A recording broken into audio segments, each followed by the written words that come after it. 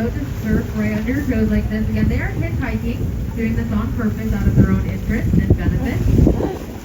They are a lot faster than us, more maneuverable than us. They also have eyesight. Of course, they have two eyes just like us. Most important above all else is their echolocation.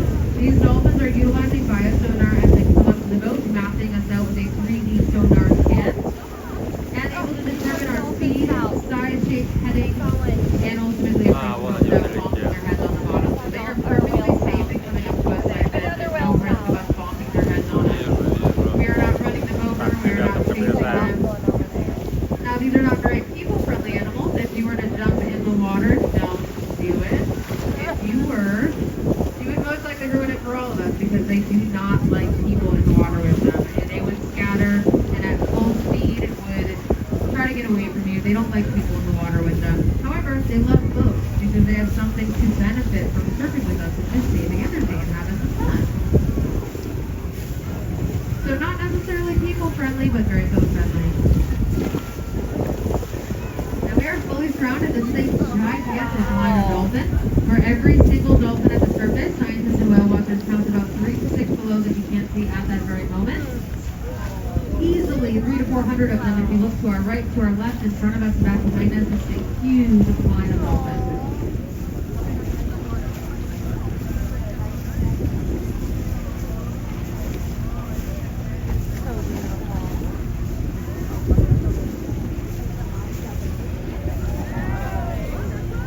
There's so many little babies in this pod today. I see tons of little ones, so please come out with little ones, these itty bitty babies.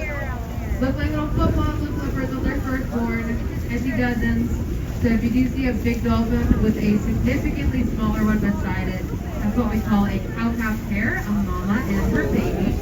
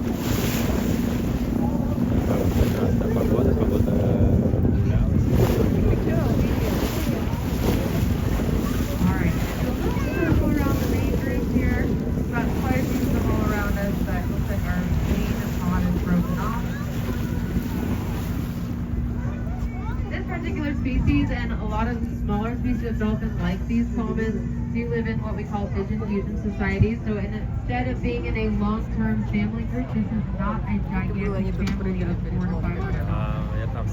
Instead are a lot of smaller micro-families embedded in one. They do split off into smaller handfuls and fuse together to form gigantic pods of hundreds to thousands, which we typically see most commonly when there's a lot of food availability. They are here looking for small bases like anchovies.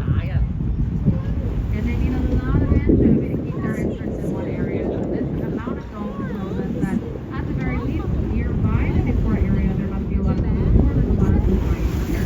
Now we're not saying them stop to feed, but dolphins are finding what they are interested in. If they find something worth their time, they will start to slow down and cycle around one secluded area, which dolphins are starting to work maintenance with great baseball. They are not